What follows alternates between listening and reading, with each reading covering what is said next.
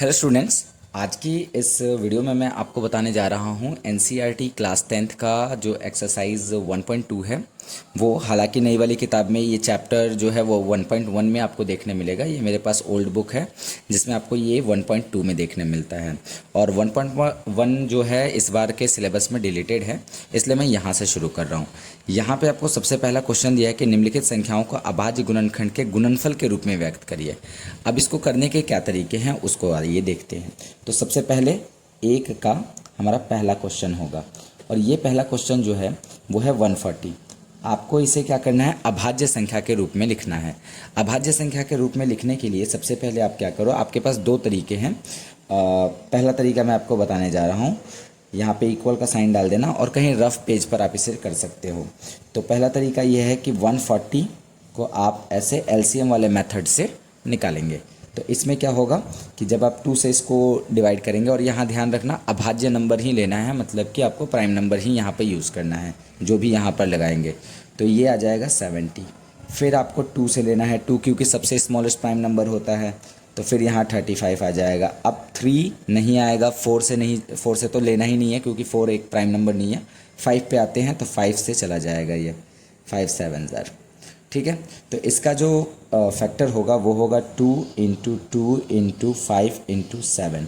अब यहाँ पर आपने देखा कि ये 2 इंटू 2 इंटू 5 इंटू 7 है, लेकिन इसको लिखने के लिए हम 2 का पावर 2 लिखेंगे, इंटू 5 इंटू 7 लिखेंगे। That's your correct answer. ठीक है, तो इस तरीके से हमें करना है। एक तरीका ये हुआ। दूसरा तरीका ये हो कि आपको 140 को यहाँ लिख लेना है, और इसके दो फैक्टर तोड़ने हैं। दो फैक्टर में एक फैक्टर जो होगा हमारा वो होगा कोई प्राइम नंबर जैसे कि 2, और दूसरा जो हो जाएगा वो 70। अब जो प्राइम नंबर है उसको साइड रखो, क्योंकि प्राइम नंबर का कोई फैक्टर होता नहीं है, इसलिए ये जो कंपोजिट नंबर है इसका हम तोड़ेंगे। भाज्य संख्या जो है इसको दो भागों में तोड़ेंगे। 2 से हम तोड़ा तो 2 एक अभाज्य संख्या निकल गई, और यहाँ पर 35 जो है एक भाज्य संख्या निकल कर आई। तो हम देख पा रहे हैं कि किसी भी भाज्य संख्या को हम अभाज्य संख्या के रूप में तोड़ सकते हैं। अब यहाँ पर 35 को हम तोड़ेंगे अगर, तो हमें तब तक तोड़ना है जब तक हमें 2 अभाज्य संख्याएं ना मिल जाए। तो यहाँ पर आपको एक 5 अभाज्य संख्या मिली, और एक 7 भी क्या मिली, अभाज्य संख्या मिली। अब आप इसको आगे नहीं तोड़ सकते हो। तो आप देखोगे कि 2 यहाँ पर 2 बार इस्तेमाल हुआ है, 5 एक बार और 7 एक बार। तो इसी चीज़ को आपको यहाँ लिख देना था। दोनों तरीके आपको समझ में आ गए होंगे। चलिए अब अगला हम देखते हैं दूसरा नंबर क्वेश्चन। दूसरा नंबर जो क्वेश्चन है वो कह रहा है कि 156 को आपको क्या करना है, अभाज्य गुणनखंड के रूप में लिखना है। तो 156 को आप अभाज्य गुणनखंड के रूप में कैसे लिखोगे, 1 से 56 ऐसे लिख लोगे। फिर 2 से यहाँ हम डिवाइड करेंगे, तो 2 से डिवाइड करने पे ये हो जाएगा कितना, 7 और 8 78 हो जाएगा। फिर 2 से जब हम यहाँ पर लगाएंगे तो ये कितना हो जाएगा, तो ये हो जाएगा आपका 3 2 ज़ा 6, एक इस पे गया 18 9 टाइम्स। फिर 3 से जब हम जाएंगे तो ये 13 टाइम्स जाएगा। ठीक है, अब 13 चूँकि एक प्राइम नंबर है इसलिए ये आगे नहीं कटने वाला। तो अब हम क्या करेंगे, तो अब हमें कर देना है, इसको लिख देना है। तो यहाँ पे लिखेंगे 2 इंटू 2 इंटू 3 इंटू 13। चलिए अब इसको और ठीक से लिखेंगे तो 2 का power 2 into 3 into 13, that's your answer. आप चाहें तो इस तरीके से भी इसे बना सकते हैं। अब हम तीसरे क्वेश्चन की ओर बढ़ेंगे। तो हमारा दूसरा क्वेश्चन हो गया, अब हम तीसरे क्वेश्चन की ओर चलेंगे। ठीक है, तीसरा क्वेश्चन मैं यहाँ सॉल्व करने जा रहा हूँ। हमारा तीसरा क्वेश्चन है 3825, यानी कि 3825। इसको निकालना है। तो इसका अभाज्य गुणनखंड कैसे निकलेगा वो हम देख लेते हैं। तो सबसे पहले हमें क्या करना है, उसी तरीके से निकालेंगे, या मैं दूसरे वाले तरीके से आपको यहाँ पे निकाल के बता देता हूँ।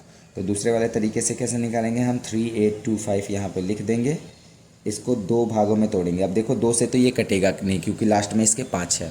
तो जब लास्ट में 5 होगा तो ये 2 से नहीं कटेगा। ठीक है, अब हम क्या करेंगे कि इसको देखेंगे कि 3 से कटेगा कि नहीं। 3 से कटने का सीधा नियम क्या होता है कि आप यहाँ पर देखो सबको जोड़ के, तो 8 और 2 10 और 5 15 और 3 18। 3 के टेबल में 18 आता है। इस मतलब सारे डिजिट्स को हमने जोड़ा, और सारे डिजिट को जब हमने जोड़ा तो यहाँ पर 18 आ रहा है। 3 के टेबल में 18 आ रहा है, इसका मतलब 3 से ये डिवाइड हो जाएगा। तो एक संख्या हमने 3 ले ली, और यहाँ पे लिया 3 1 ज़ा 3, फिर 3 2 ज़ा 6, 2 इस पे से गया यहाँ पे, 3 7 ज़ा 21 और 3 5 ज़ा 25, तो 1275 यहाँ पर आएगा। आप भाग लगा के भी देख सकते हो। फिर यहाँ पे देखते हैं 7 5 12 और 3, हाँ 15, ये 3 से डिवाइड हो जाएगा, तो 3 से हमने ले लिया। 3 से डिवाइड करते समय तो 3 का टेबल हम 4 टाइम्स पढ़ेंगे। 3 4 ज़ा 12 होगा, और 12 के बाद में यहाँ पे ये कट गया, 3 2 ज़ा 6 हो जाएगा। 3 2 ज़ा 6 होने के बाद एक इस पे गया 3 5। अब क्या ये 3 से कटेगा, तो देख लेते हैं। 4 2 6 और 5 11, नहीं ये 3 से अब नहीं कट सकता। तो हमें पता है कि अगर कोई संख्या 3 से नहीं कट रही है और उसका अगर आखिरी डिजिट 5 है, तो वो 5 से डेफिनेटली कटेगी। अब 5 से डेफिनेटली कटेगी मतलब एक 5 यहाँ ले लो, और 5 से कितना आएगा, 5 8 ज़ा 85 आएगा, ठीक है।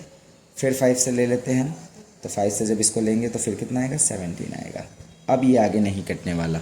तो अब देखो यहाँ पे 3 इंटू 3 इंटू 5 इंटू 5 इंटू 7 आ रहा है। इसका आंसर आएगा 3 इंटू 3 इंटू 5 इंटू 5 इंटू 17। इसका मतलब है इसको हम लिखेंगे 3 का स्क्वायर इंटू 5 का square into 17। That's your correct answer, ठीक है। तो इस तरीके से हम सारे को क्वेश्चन का आंसर कर लेंगे। बाकी के 2 क्वेश्चन हैं, क्वेश्चन नंबर 4 और क्वेश्चन नंबर 5, ये आप मुझे बनाकर कमेंट करके बता सकते हैं, ठीक है। तो आज की वीडियो के लिए बस इतना ही, जिसमें मैंने आपको एक क्वेश्चन सॉल्व करके बताया। इसके बाद हम लोग नेक्स्ट वीडियो में मिलेंगे, जिसमें मैं इसके आगे की चीज़ें आपको बताऊंगा। जैसे अगला क्वेश्चन नंबर 2 क्या कहता है, कैसे सॉल्व करना है, वो हम देखेंगे।